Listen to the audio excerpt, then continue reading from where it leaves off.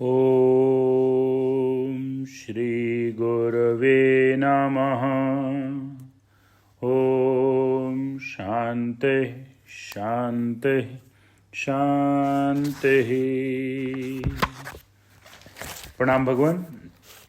ग्रंथ चल रहा है हमारा मणिरत्न माला, आलू वाले बाबा का ग्रंथ है, जिसमें आदि गुरु शंकराचार्य जी के मंत्र हैं। और पेज नंबर 50 पर हम चल रहे थे, जहाँ बात हो रही थी परम संतोषी कौन है। तो बताया कि जिसको आत्मबोध हो चुका है, जो आत्मबोध से संतुष्ट है, वही परम संतोषी है। अब एक दृष्टांत से समझा रहे हैं। भजनलाल नाम का एक ब्राह्मण अयाचक होकर भी ब्राह्मण की वृत्ति से रहता था। आत्मबोध होने से उसका संतोष पूर्ण दशा को प्राप्त हो गया था। वह ईश्वर के ऊपर निष्ठा वाला और व्यवहार का किसी प्रकार का सुख और दुख आ पड़ता तो वह व्याकुल नहीं होता था। उसे सुख दुख का हर्ष शोक कभी नहीं होता था और ऐसे प्रसंगों में स्त्री आदि के सामने कहा करता था कि ईश्वर जो कुछ करता है सब अच्छा करता है। ईश्वर जो कुछ करता है सब अच्छा करता है। वह बोधवान होने पर भी आलसी नहीं था। समय प्राप्त कर्म अच्छी प्रकार से किया करता था। दुख में अन्यों को समझाया करता।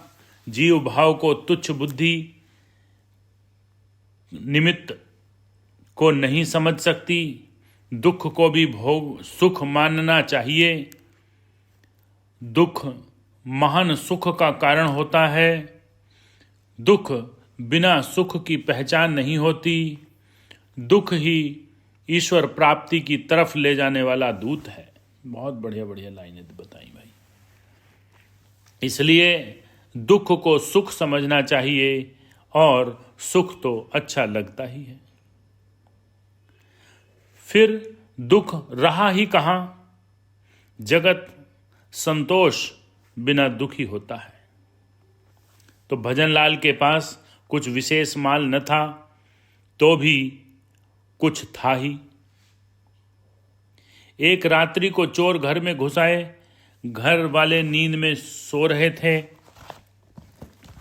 चोर 100-125 रुपए का गहना वस्त्र जो कुछ मिला लेकर चल दिए। सवेरे उठने पर मालूम हुआ कि चोरी हो गई। भजनलाल की स्त्री रोने पीटने और हाय हाय करने लगी। पड़ोसी भी गरीब संतोषी ब्राह्मण का नुकसान हुआ यह देखकर करुणा करने लगे। परंतु भजनलाल के चित्त पर चोरी का कुछ भी असर न हुआ। वह स्त्री को समझाने लगा, प्रिय, तू दुखी क्यों होती है? प्रिय, तू दुखी क्यों होती है? ईश्वर जो कुछ करता है अच्छा ही करता है।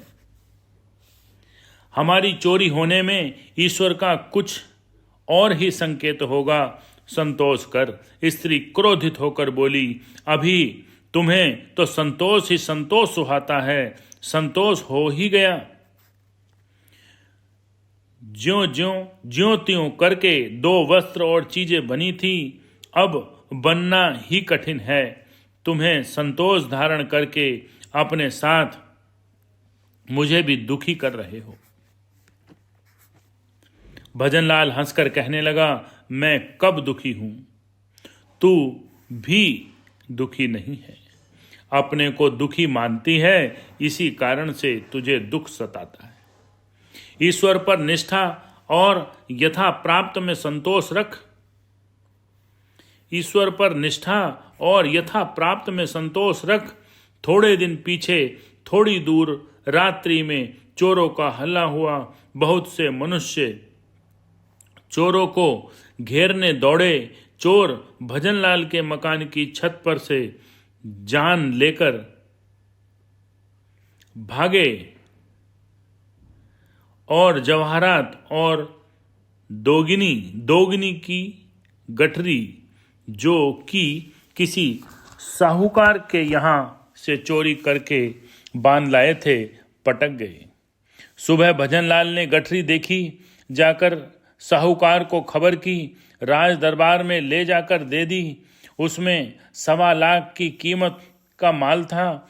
राजा भजनलाल की ईमानदारी से अत्यंत प्रसन्न हुआ। साहूकार बुलाया गया और उसका माल उसे सुपुर्द कर दिया गया। साहूकार ने प्रसन्न होकर 1000 रुपये भजनलाल को भेंट की।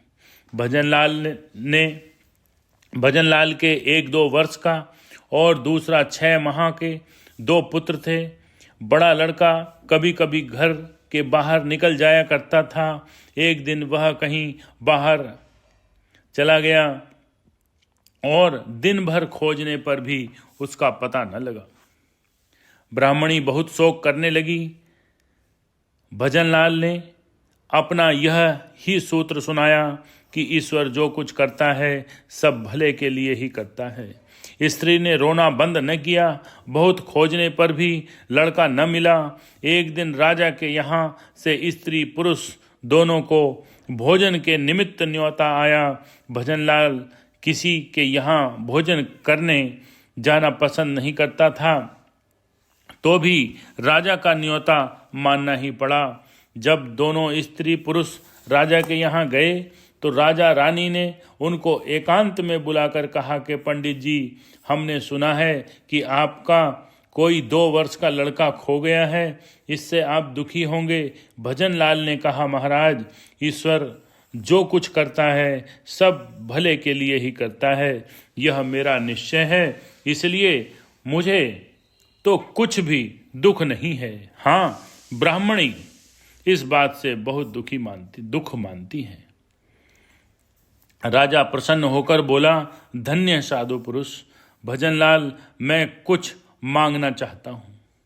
भजनलाल ने कहा, महाराज, हम आपकी प्रजा हैं, जो प्रजा का है वो सब आपका ही है, आप खुशी से ले जाइए।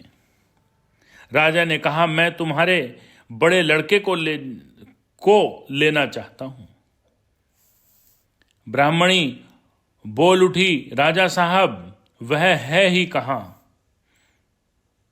जो हम दें। भजनलाल बोला, आप ले लीजिए। दे दिया। राजा ने पुत्र को बुलाया। उसको देखकर ब्राह्मण, ब्राह्मणी, राजा रानी चारों प्रसन्न हुए। राजा ने इस प्रकार वृतांत सुनाया, मेरी वृद्धावस्था में एक राजकुमार हुआ था। 2 वर्ष का होकर वह मर गया। दूसरी संतान होने की आशा नहीं है। तुम्हारे लड़के के समान ही उसका चेहरा था, इसलिए तुम्हारा लड़का हमने चुरा लिया है। अब आपकी आज्ञा से वह हमारा हुआ है, वह ही भविष्य में राजा होगा। आप दुखी होते थे, इसलिए आपका लड़का आपको दिखला दिया है। यह बात किसी को मालूम नहीं है। इस गुप्त बात को आप भी गुप्त ही रखिएगा। जब आपकी इच्छा हो यहाँ आकर देख जाया कीजिए। आपके सिवाय और कोई इस बात को जानने न पावे। संतोषी भजनलाल ने संतोष के कारण व्यवहार में भी सुख पाया, तो आत्मसंतोष के अनिर्वचनीय सुख का तो कहना ही क्या है। 125 रुपए के माल के बदले उसे 1000 रुपए का माल मिला। पुत्र गुम हो जाने के बदले उसे राजकुमार और राजा हुए देख दंपति की प्रसन्नता को प्राप्त हुए। संतोष किसी हालत में दुखदायक नहीं होता। जिसको संतोष नहीं है वे संतोष को नहीं समझ सकते। कोई कहते हैं कि संतोष आलसी बना देता है, यह झूठ है, क्योंकि जो आलसी बना देवे वह संतोष नहीं है। संतोष तो खांड के खिलौने के समान बाहर भीतर ऊपर नीचे सब तरफ सुख ही सुख रूप होता है। ओम शांति शांति शांति।